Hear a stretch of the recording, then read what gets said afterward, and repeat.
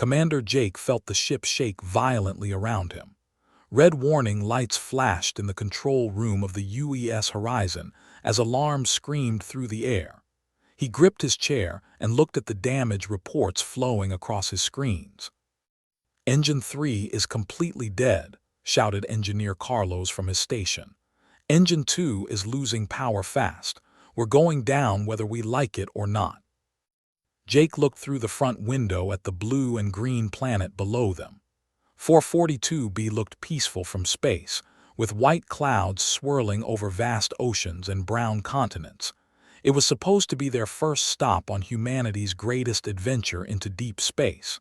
Now it might be their grave. "Find us a safe place to land," Jake ordered his pilot. "Somewhere flat with water nearby." The ship screamed through the atmosphere like a falling star. The heat shields glowed red-hot as they plunged toward the surface. Jake felt his stomach drop as they fell faster and faster. Chief Medical Officer Lisa strapped herself into her emergency seat. "All medical teams ready for crash injuries," she called out over the intercom. The ship hit the ground hard. Jake felt his teeth rattle as they skidded across a grassy plain for what felt like forever. Metal groaned and sparked. Finally, the horizon came to rest against a small hill. Jake slowly stood up and checked his crew. "Sound off. Everyone okay?" One by one, his 40-person crew reported in. 3 broken bones, several cuts and many bruises, but everyone was alive. The ship, however, was another story. Carlos crawled out from under a damaged control panel with oil on his face. "The engines are completely destroyed. The fuel cells are cracked. The communication array is twisted metal. We're not flying anywhere soon." Jake nodded grimly. "How long to fix it?" "Months, maybe more, and that's if we can find the right materials." Carlos wiped his hands on his uniform. "We're stuck here for a while." Jake looked out the window at the alien world around them.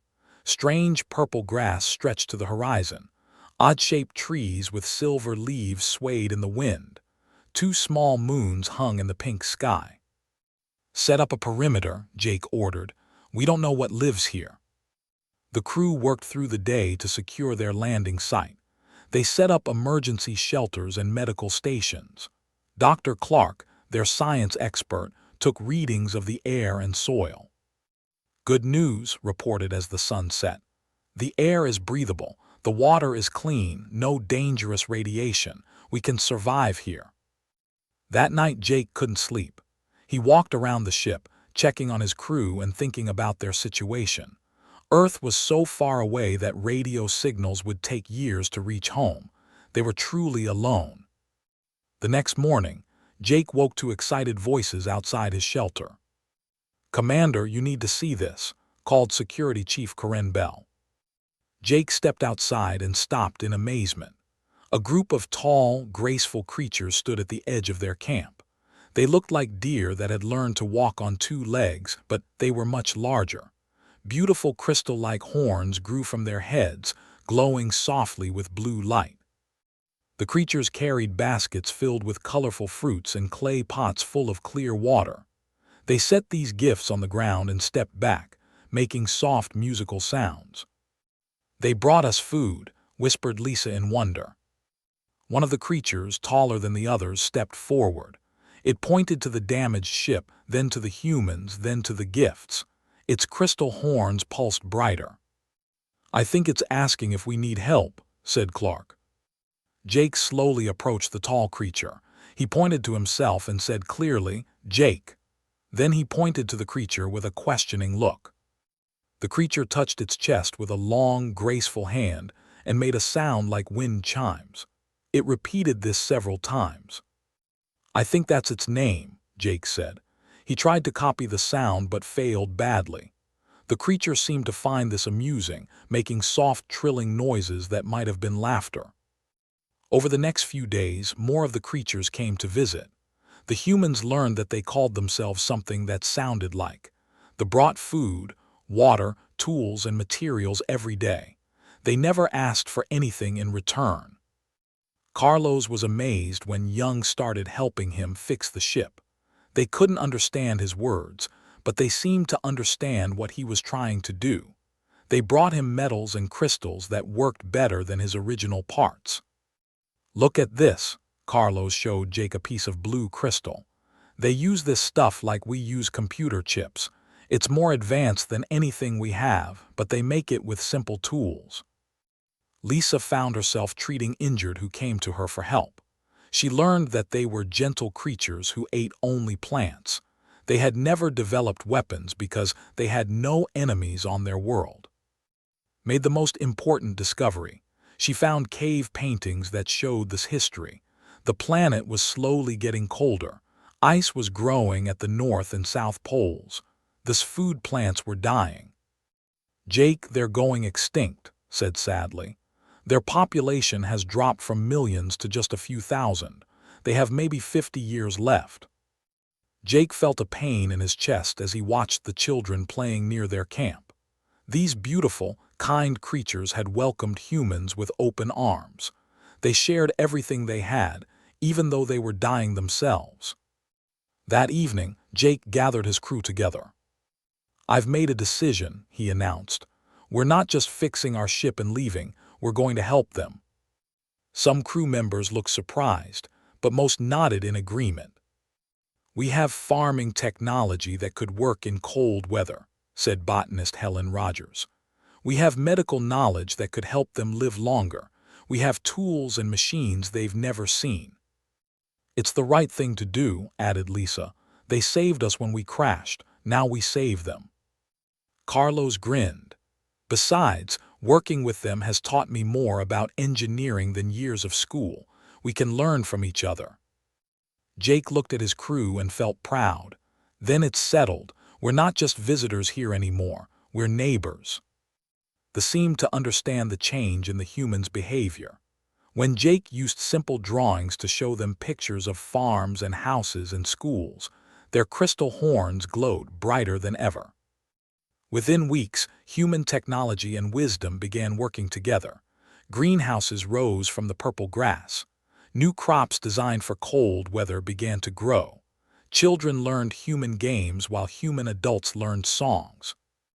Jake sent a message toward Earth, knowing it would take years to arrive.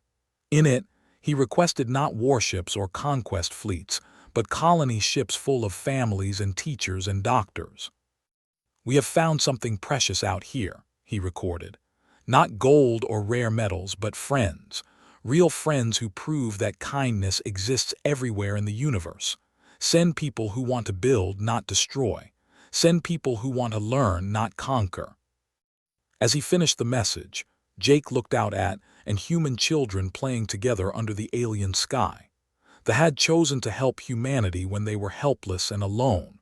Now humanity would return that kindness 1,000-fold. It was the beginning of something beautiful. Captain Ben Parker stood on the bridge of the UES Defiant, staring at the distress signal that had brought his ship to this distant star system. 3 years had passed since Jake's first contact with the. Now humanity had new allies and new enemies. "Captain, we're picking up human life signs on the planet below," reported Communications Officer Danny Torres.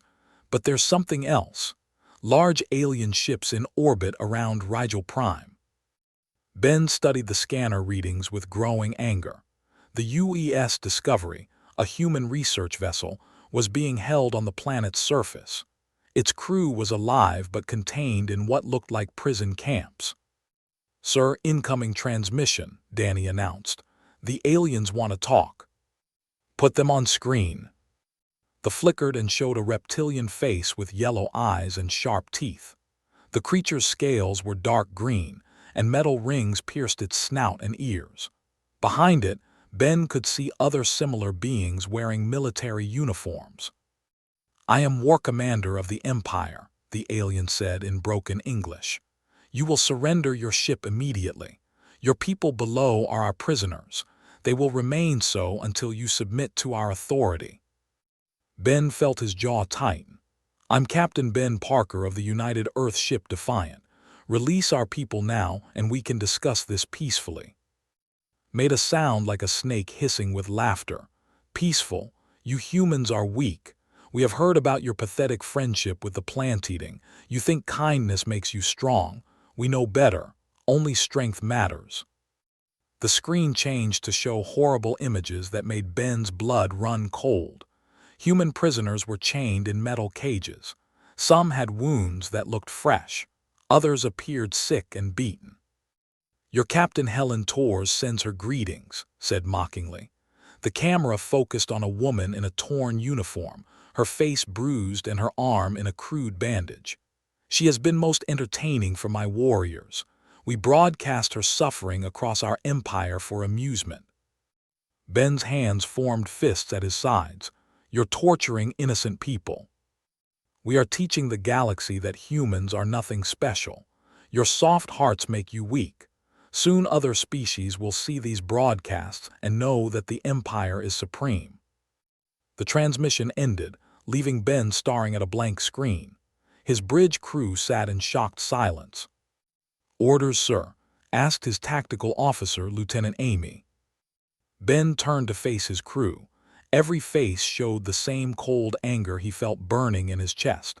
"Send a message to Earth Command. Tell them we've found humans who chose to be cruel instead of kind. Request permission to show them what that choice costs." Intelligence Officer Rachel Stone had been studying the transmissions for hours. She approached Ben with a data pad full of information. "Captain, I've been analyzing their broadcasts. They have been torturing our people for weeks. They're not just being cruel for military reasons. They enjoy it. They think it makes them look powerful to other alien races."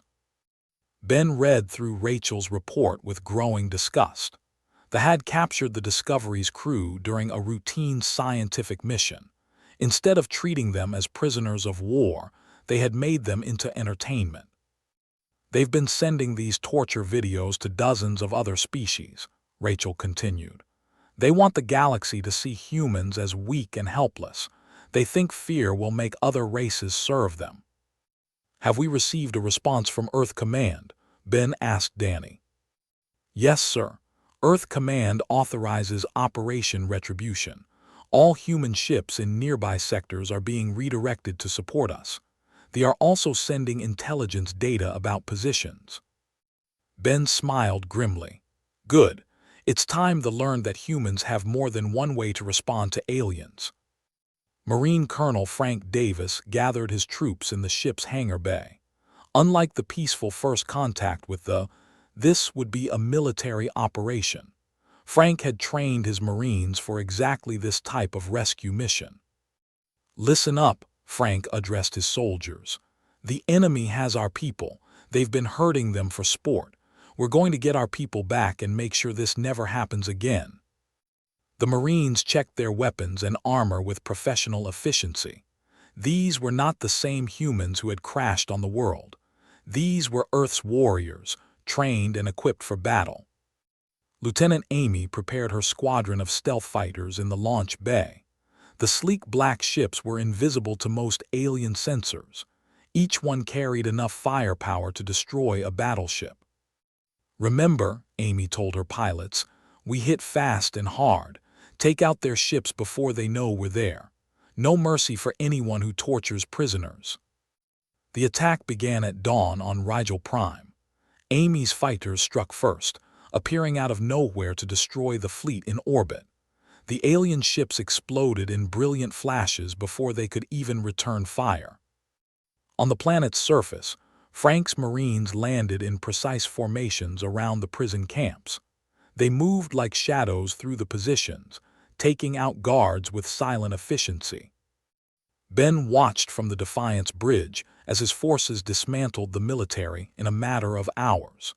Years of preparation and advanced human technology made the battle completely one-sided.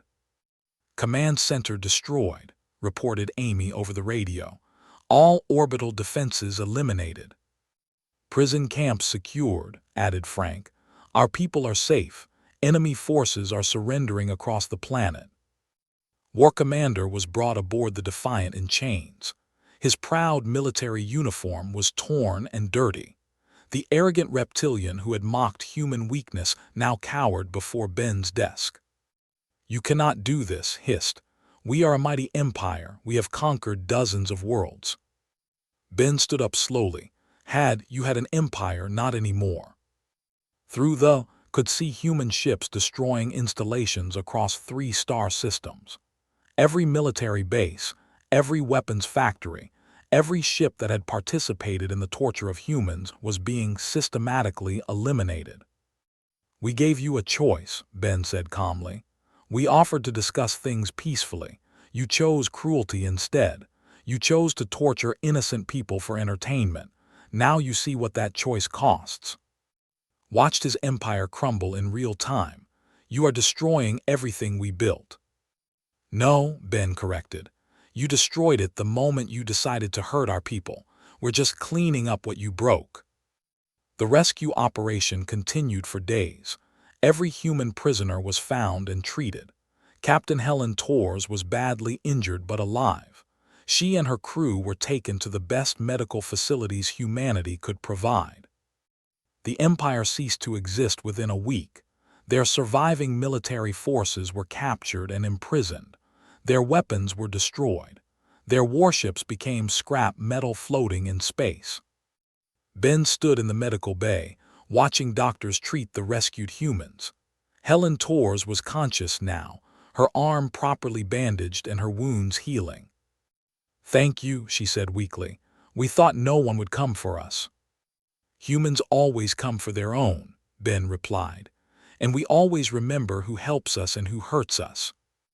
News of the Empire's destruction spread across the galaxy faster than the torture broadcasts ever had. Other alien races learned a new lesson about humanity. They were capable of terrible vengeance when their people were harmed. They sent a message of support, proud of their human allies for protecting the innocent. Other species began to reconsider their opinions about human weakness. Ben recorded his final report as the Defiant left Rigel Prime behind. They chose to test human resolve through cruelty. They have learned that humanity responds to kindness with friendship and to cruelty with justice. The galaxy now knows that humans offer a simple choice to all who encounter them: treat us with respect and receive the same, or harm us and face the consequences.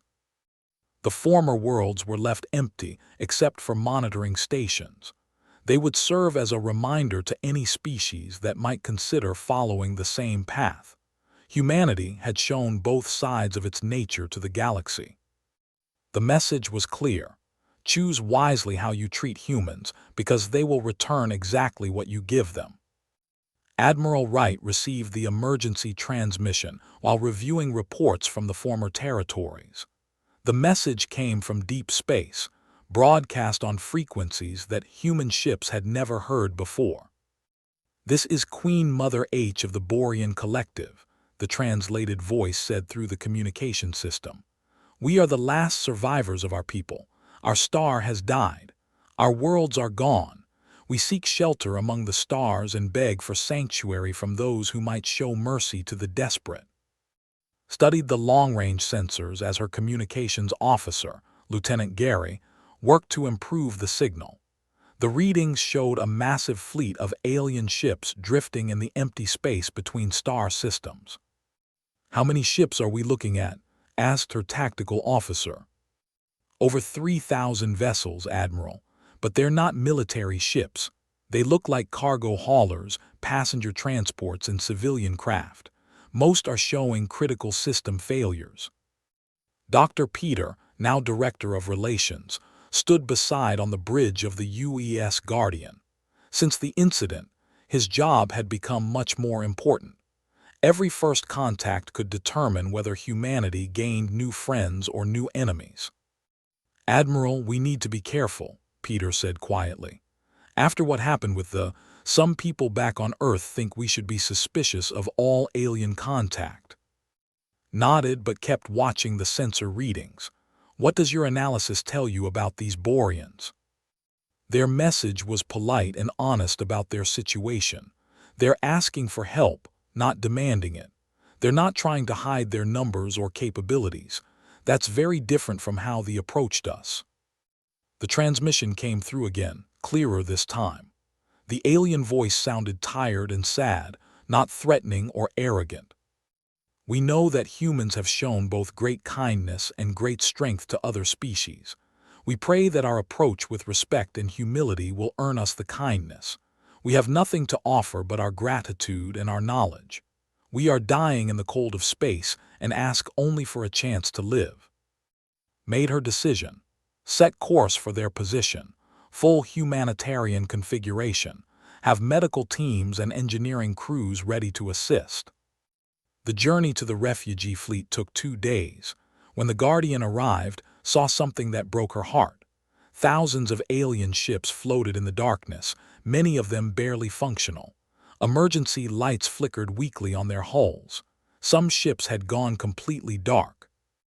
"Admiral, we're receiving multiple distress signals," reported Lieutenant. "Life support failures, medical emergencies, fuel shortages. They're in bad shape." The Borean ships looked like nothing had ever seen. They were grown rather than built, with curved surfaces that resembled giant seed pods or insect cocoons. Beautiful patterns covered their hulls, but many of these living ships showed signs of damage and disease. "Incoming message from the lead vessel," Gary announced. The main screen showed a creature that looked like a cross between a praying mantis and a butterfly. Its 4 arms moved gracefully as it spoke, and its large compound eyes reflected the light from its ship's bridge. Despite its alien appearance, there was something gentle about its movements. "I am Queen Mother H. You have come to us in our darkest hour. We are grateful beyond words for your presence." Stepped forward. "I'm Admiral Wright of the United Earth Fleet. We received your message and came to help. What do you need?" The Queen Mother's antennae twitched in what might have been surprise. You came to help, without demands or conditions." "That's what we do for people in trouble," replied simply. "Tell us what happened to your people." The story that followed was heartbreaking. The Borean Collective had lived in a peaceful system for thousands of years. They were scientists and artists, farmers and teachers. They had no military because they had never needed one. "Our sun began to die without warning," Queen Mother H explained. "We had only months to evacuate billions of our people.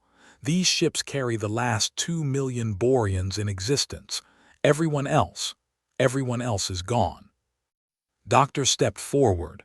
"What kind of help do you need most urgently?" "Food, medical supplies, fuel for our ships. Many of our people are sick from the long journey. Our children are dying from hunger and cold." Didn't hesitate. "You'll have everything we can provide. Lieutenant, contact all human ships in this sector. Tell them we have a refugee crisis and need immediate assistance." Within hours, human ships began arriving from across the region. Cargo vessels brought food and medicine. Engineering ships brought fuel and repair equipment. Hospital ships brought doctors and medical supplies. Captain Stone commanded one of the first rescue ships to dock with a Borean vessel. What he found inside shocked him. The Boreans had been traveling for over a year in ships that were barely holding together. Families huddled together in the cold, sharing what little food they had. "These people have been through hell," reported to, "but they're still helping each other. I've never seen anything like their unity." The Boreans proved to be grateful beyond measure. They followed human safety protocols without question. They shared their own remaining supplies with Borean families who had even less. They offered to help with repairs despite their own exhaustion. Susan, who had been appointed as humanitarian coordinator, worked around the clock to organize the refugee assistance. She had handled disaster relief on Earth, but never anything this large. "We need to find them a new home," Susan told. "They can't live in these ships forever." Was already working on that problem. "I've been in contact with the colonial survey teams. There are 3 uninhabited planets in the Tau system that might work. Good atmosphere, decent climate, plenty of room." Doctor had been studying Borean culture and technology during the rescue operations. What he discovered amazed him. "Admiral, you need to see this," Peter said, showing her a data pad. "The Boreans are biological engineers like nothing we've ever seen. They can grow living buildings, create plants that produce any chemical they need, even breed animals designed for specific purposes." Looked at the images of Borean biotechnology, plants that glowed like electric lights, buildings that healed themselves when damaged, medicines that could cure diseases human doctors had never seen before. "They're offering to share all of this with us," Peter continued. "Not as payment, but as a gift. They say humans have shown them kindness when they had nothing to offer in return." Queen Mother H was brought aboard the Guardian to discuss permanent settlement options. She moved carefully on her 4 legs, her large eyes taking in everything around her. "Your people have saved us from extinction," she said too. "We had lost hope. Many of our elders spoke of simply letting our ships drift until life ended. You have given us the chance to rebuild." Led the Queen Mother to the observation deck, where they could see the rescue operations continuing around them. Human and Borean crews worked side by side, sharing tools and knowledge despite the language barriers. "We're not just giving you a chance to rebuild," said. "We're hopping to build something together. Humans have learned that the galaxy is full of both friends and enemies. We want the Boreans to be our friends." The Queen Mother's antennae vibrated with emotion.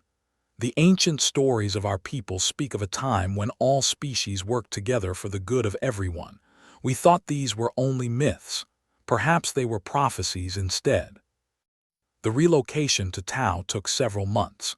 Human engineering teams helped the Boreans establish their first colonies on the 3 new worlds. The Boreans' biological technology combined with human industrial capabilities created something neither species could have achieved alone. Captain Stone found himself commanding joint human-Borean patrol ships, preparing for the threat the Boreans had warned about. The Devourers, the machine intelligence that had consumed the Borean, were still moving through space, consuming everything in their path. "We've learned to fight together," reported to during one of their strategy meetings.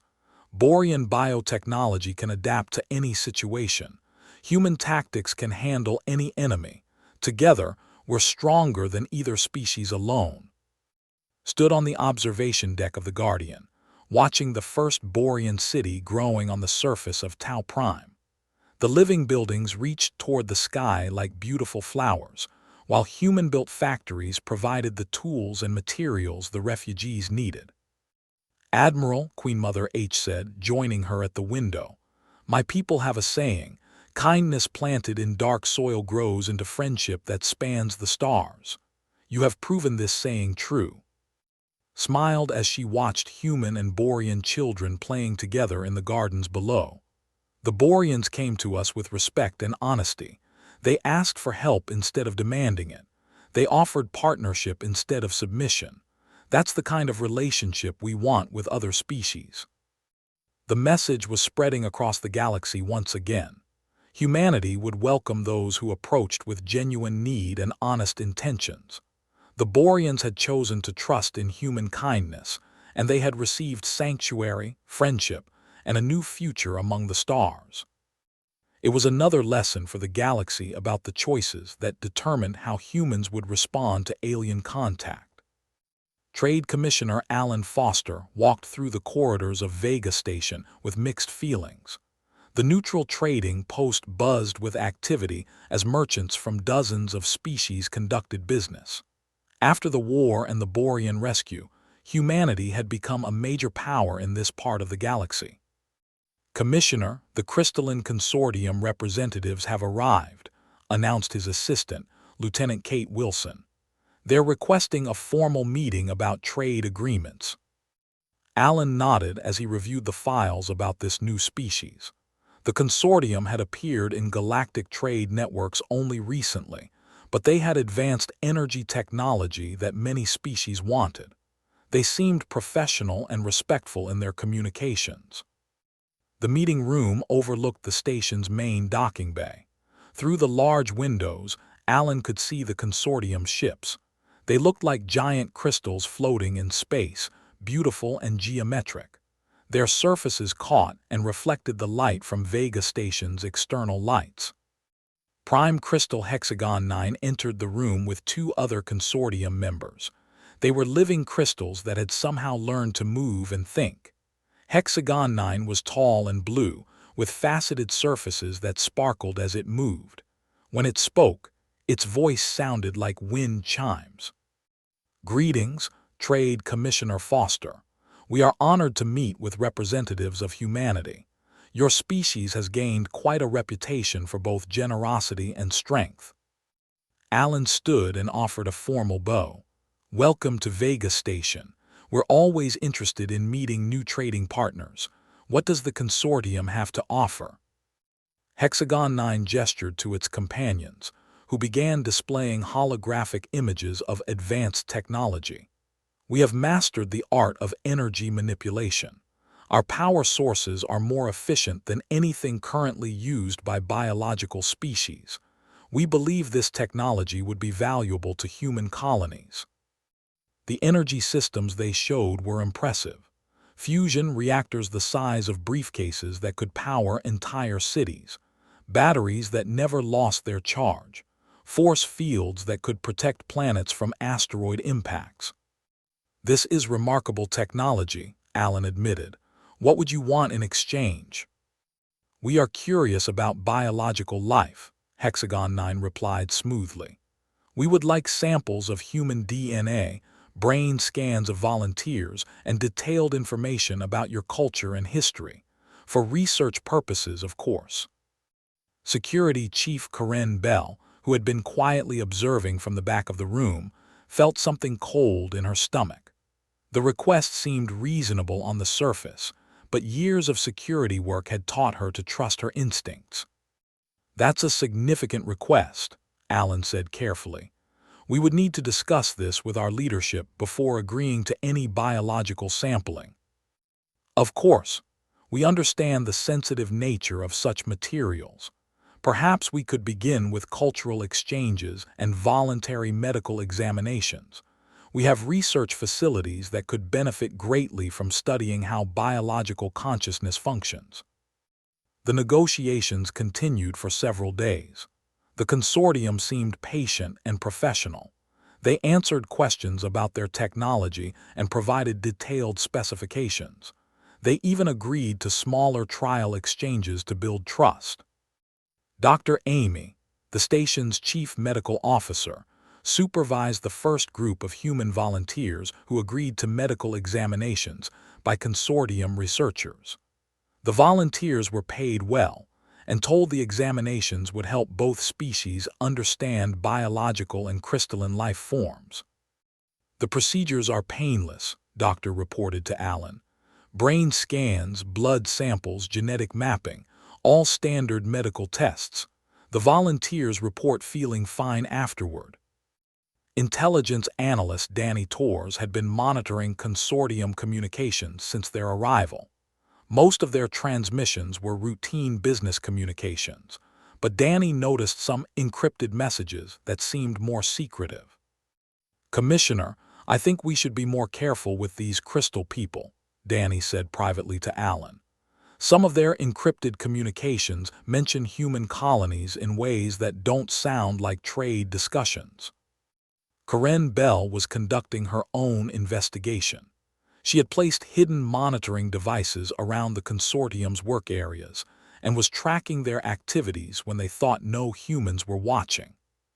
What she discovered made her blood run cold. Late one night, Karen accessed the hidden recordings from the consortium research facility. What she saw made her reach for her emergency communicator immediately.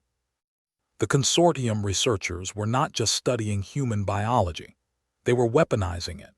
The brain scans and DNA samples were being used to create biological weapons specifically designed to target human physiology. "Alan, get down to the security office right now," Karen said urgently over the comm. "Bring Danny with you. We have a major problem." In the security office, Karen showed them the recordings. Consortium members worked with terrible efficiency, creating viruses and toxins that would only affect humans and their allies. Worse, they had samples labeled with the names of human colonies. "They're not just planning to attack us," Danny said, his face pale. "Look at these colony lists. New Terra Prime, the Borean settlement worlds. They're targeting everyone who's allied with us." Alan felt sick as he watched more recordings. The Consortium had already tested their weapons. Remote human settlements had experienced mysterious plague outbreaks that matched the biological agents being developed in the Crystal Lab. "How many people have they killed already?" Alan asked quietly. Danny checked his intelligence files. "At least 3 colonies have reported unusual disease outbreaks in the past 6 months. Thousands of deaths. We thought they were natural plagues." Karen was already preparing arrest warrants and security teams. "We need to take them into custody immediately and get this evidence to Admiral Wright." The confrontation came the next morning. Alan walked into the meeting room with security officers flanked behind him. Prime Crystal Hexagon 9 was reviewing trade contracts when the humans entered. "Hexagon 9, you're under arrest for conspiracy to commit genocide," Alan announced. "We know about your biological weapons program." The crystal being's surface suddenly flashed bright red. "You cannot arrest us. We are diplomatic representatives conducting legitimate research." "Legitimate research doesn't involve creating diseases to kill entire populations," Karen said, showing the recording evidence on a portable screen. Hexagon 9 watched the evidence without any sign of remorse or surprise. "You have discovered our project. This is unfortunate but not unexpected." "You've been lying to us from the beginning," Alan said angrily. "Everything about trade and cooperation was fake." "Not fake, irrelevant." Hexagon 9's voice took on a colder tone. "Biological life is temporary and chaotic. Crystal life is eternal and orderly. We are bringing necessary improvement to this galaxy. By committing genocide. By removing disorder. Your species and your allies represent chaos. With their emotions, the Boreans with their biological adaptations, humans with their unpredictable responses. The galaxy will be more efficient without you." Karen could hardly believe what she was hearing. "You've killed thousands of innocent people." "We have removed sources of disorder. The deaths were regrettable but necessary for galactic improvement." Alan left the room to contact Admiral Wright immediately. Within hours, the message was transmitted across human space with the highest priority codes. Admiral Wright received the intelligence while coordinating joint defense exercises with Borean and forces. The evidence of consortium betrayal and genocide hit her like a physical blow. "They approached us as friends and used our trust to plan our extinction," she said to her senior staff. "This is worse than at least they were honest about being our enemies." Dr. Peter was called in for an emergency consultation. "Admiral, the psychological profile is clear. The consortium doesn't see biological life as worthy of existence. They view us as we might view bacteria or viruses." "Then they've made a fatal error in judgment," replied coldly. "Prepare Operation Crystal Shatter. Contact all human fleets and our allies. The consortium has declared war on biological life itself. We're going to end this threat permanently." The war against the crystalline consortium lasted only 6 months, but it was unlike anything humanity had fought before. The enemy was not driven by emotion or pride like They were calculating machines that saw genocide as a logical solution to biological chaos. Human scientists worked with Borean biotechnology experts to develop quantum resonance weapons that could shatter crystalline structures at the molecular level. They provided intelligence networks that tracked consortium movements across the galaxy. Captain Lisa commanded the first assault fleet that engaged consortium forces. The crystal ships were beautiful even as they died, exploding into rainbow fragments that sparkled in the void of space. All consortium installations in the Rigel sector have been destroyed, Lisa reported. No crystalline survivors detected. The systematic elimination of the consortium continued across every star system where they had established bases. Their weapons labs, their research facilities, their colony ships, everything was reduced to floating crystal dust. Prime Crystal Hexagon 9 was executed publicly on Vega Station as representatives from dozens of species watched. Its final words were broadcast across the galaxy. Biological life will always choose chaos over order. Our logical approach will be vindicated when your emotions destroy you. Admiral Wright spoke at the execution ceremony. The consortium chose to approach us with lies and genocide. They planned the extinction of entire species for their idea of galactic improvement. This is the result of that choice. The message that went out across the galaxy was clear and final. Species that approached humanity with deception and genocide would face complete annihilation. There would be no mercy for those who used trust as a weapon. The crystal fragments that had once been consortium ships were collected and turned into monuments on human worlds. Children would learn about the species that chose betrayal over cooperation and about the price of that choice. The galaxy had learned another lesson about humanity's nature. Kindness would be met with kindness, but betrayal and genocide would result in swift and total destruction. Choose wisely. Ambassador Jonathan Hayes stood in the Grand Chamber of the Galactic Council on Nexus Prime, surrounded by representatives from the oldest and most powerful species in the galaxy. 5 years had passed since the Consortium War, and humanity's reputation had spread to every corner of known space. The chamber was enormous, with seats arranged in circles that rose toward a domed ceiling painted with stars. Ancient species that had ruled the galaxy for thousands of years looked down at the human representative with expressions that ranged from curiosity to suspicion. High Ethereal Hun floated at the center of the chamber, his translucent blue form glowing with inner light.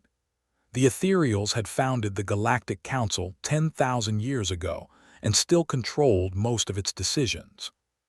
Ambassador Hayes, Hun's voice echoed through the chamber like distant thunder. Humanity has become quite influential in galactic affairs. Your species makes friends and enemies with equal efficiency. Jonathan remained calm despite the tension in the room. He had been chosen for this position because of his ability to handle difficult diplomatic situations. High Ethereal, humanity seeks only peaceful cooperation with all species willing to extend the same courtesy to us. Yes, we have observed your methods, said Counselor of the Ancient Empire. Kindness for kindness, destruction for cruelty. Very simple, perhaps too simple for the complex realities of galactic governance. Murmurs rose from the assembled representatives. Jonathan could sense that this meeting was not going to be a routine diplomatic contact. The council had summoned him for a specific purpose. High Ethereal Hun raised a glowing hand for silence. The council has decided that humanity requires testing before we can consider you for full membership in our organization. We need to understand your true nature. Jonathan felt a cold warning in his stomach. What kind of test? The chamber's main screen activated, showing 2 different star systems. Jonathan recognized both immediately and felt his heart sink. At this moment, Hun announced, 2 crises are developing simultaneously. Your allies are facing a plague outbreak that will kill their entire population within days. Meanwhile, one of your human colonies is under attack by devourer machines. Both situations require immediate response. The screen showed terrible images. On Prime, the gentle deer-like beings were collapsing in their crystal cities. On New Boston, human colonists were fleeing as mechanical creatures consumed everything in their path. You have exactly one fleet in position to respond to either crisis, Counselor continued. Your ships cannot reach both locations in time. You must choose which people to save and which to abandon. Jonathan stared at the images in horror. This is impossible. There has to be another way. There is not, Hun said firmly. We have arranged the timing precisely. You have 1 hour to decide. Will you save your own species or your alien allies? The choice will reveal humanity's true character. The chamber fell silent as Jonathan activated his emergency communicator. Within minutes, he was connected to Fleet Admiral Gregory Adams aboard the UES Sovereign. Admiral, we have a code black situation. I need you to split the fleet. Split the fleet, Gregory's voice crackled through the transmission. Jonathan, we don't have enough ships to handle both crises effectively. We'd be risking failure at both locations. Then we find a way to succeed anyway. I'm not abandoning anyone. Dr. Peter, now Director of Relations, joined the emergency conference from his position aboard the medical ship Mercy. Jonathan, the Council is trying to force us into an impossible choice. They want to see if we'll abandon our allies to save ourselves. Then they're going to be disappointed, Jonathan replied. Admiral, what assets do we have available? Gregory consulted his tactical displays. The main battle fleet can reach New Boston in time to engage the Devourers. But for the plague, we'd need our medical ships and research vessels. If I send them to Prime, the colony fleet won't have enough firepower to stop the machines. Commander Price, now captain of the medical research vessel Hope, had been listening to the tactical discussion. Sir, what if we approach this differently? The Boreans have been working on biological countermeasures. Maybe they can help with the plague while we handle the Devourers. Can we get Borean support to Prime in time? Jonathan asked. Already working on it, replied. Queen Mother H has been developing rapid deployment biosolutions since we formed the Alliance.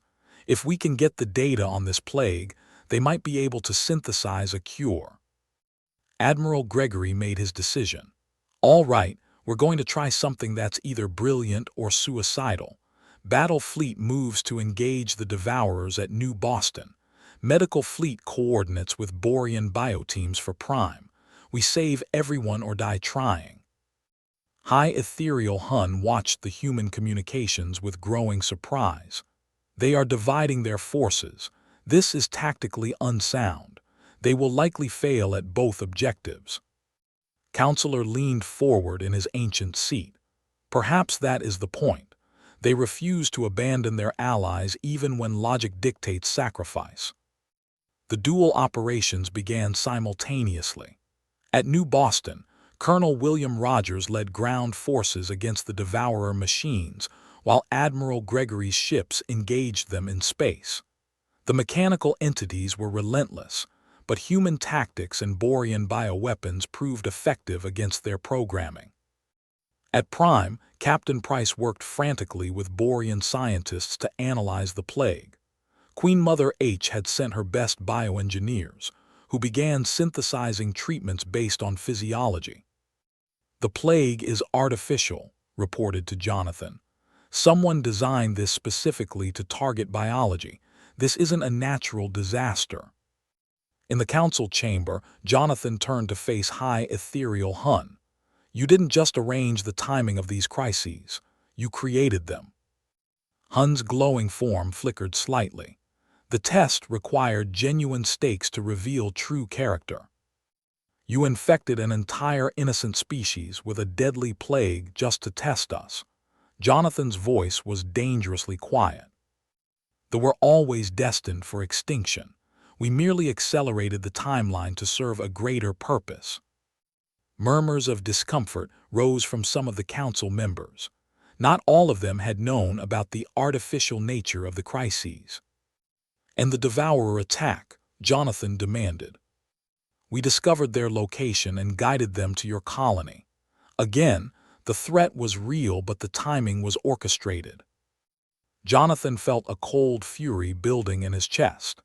These ancient beings had engineered the deaths of thousands just to test humanity's moral character. The battle reports continued streaming in. At New Boston, the human fleet was winning against the Devourers despite being outnumbered. At Prime, the Borean biocure was working, with infected already beginning to recover. "Impossible," whispered Counselor. "They are succeeding at both objectives." High ethereal Hun's form blazed brighter with what might have been anger. The test was designed to force a choice. They have found a way to avoid choosing. "Because the choice was false," Jonathan said firmly. "You created an artificial situation to force us into abandoning our principles. But humans don't abandon their allies, and we don't accept impossible choices." The final reports came in within hours. The Devourer force at New Boston had been completely destroyed with minimal human casualties. The plague on Prime had been cured, with Queen Mother H's bioengineers already developing vaccines to prevent future outbreaks. Both species were safe. Both crises had been resolved. The council chamber was silent as the success reports played on the main screen. Ancient beings who had ruled the galaxy stared in amazement at the results. High ethereal Hun slowly descended to the chamber floor, his glowing form dimmer than before. In 10,000 years of testing species for council membership, none have ever refused to make the choice we presented. "Because the choice was designed to corrupt," Jonathan replied. "You wanted to see if we would abandon our allies to save ourselves. Instead, you learned that humans reject false choices and find third options." Counselor stood slowly from his ancient seat. "High ethereal, perhaps the test has revealed more about us than about them." Hun looked around the chamber at the other council members. Many were nodding in agreement with words. "For 10,000 years, we have believed that leadership requires making hard choices, sacrificing some to save others. We have grown cynical and calculating in our governance." "Maybe that's why the galaxy has so many problems," Jonathan suggested quietly. "When leaders expect the worst from people, that's often what they get." High ethereal Hun was quiet for a long moment. "Ambassador Hayes, humanity has passed our test in a way we did not expect. You have shown us that our ancient assumptions about leadership and sacrifice may be wrong." "The council vote is unanimous," announced Counselor. "Humanity is granted full membership with equal status to founding species. Furthermore, we propose that Ambassador Hayes chair a committee to reform our testing and evaluation procedures." Jonathan looked around the chamber at beings who had seemed so wise and ancient when he arrived. Now they looked tired and uncertain, questioning beliefs they had held for thousands of years. "High ethereal, the galaxy would benefit from leadership that seeks to unite rather than divide, to find solutions rather than force choices between bad options." Admiral Jake, now elderly but still serving as humanity's senior military advisor, arrived on Nexus Prime for the formal ceremony. He stood with Jonathan as representatives from dozens of species gathered to witness humanity's acceptance into galactic leadership. "You know," Jake said quietly as they watched Borean children playing together in the station's gardens, "when we first crashed on that purple grass plain, I never imagined we'd end up here." Jonathan smiled as he watched human and Borean families walking together through the diplomatic quarter. "They taught us that kindness grows when it's shared. They taught us that cruelty must be stopped. The Boreans taught us that cooperation makes everyone stronger. The consortium taught us that betrayal has consequences." "And what did we teach the council?" Jake asked. "That sometimes the old ways need to change. That there are always more options than the ones presented. That the choice between kindness and strength is a false choice." The formal ceremony concluded with High Ethereal Hun making a public declaration that resonated across the galaxy. "Let it be known that humanity has shown us a better path. They have proven that strength comes from unity, that wisdom comes from compassion, and that true leadership means finding ways to save everyone, not choosing who to sacrifice. The message spread throughout known space. Humanity had not conquered the galaxy through force or manipulation. They had transformed it by refusing to accept that cruelty and kindness could not coexist. Species across the galaxy learned the final lesson about humanity. They offered a simple deal to everyone they encountered: extend kindness and receive it. Choose cruelty and face the consequences. Try to force them into abandoning their principles, and discover that humans always find a third option. The choice of how to interact with humanity belonged entirely to each species that encountered them. Choose wisely.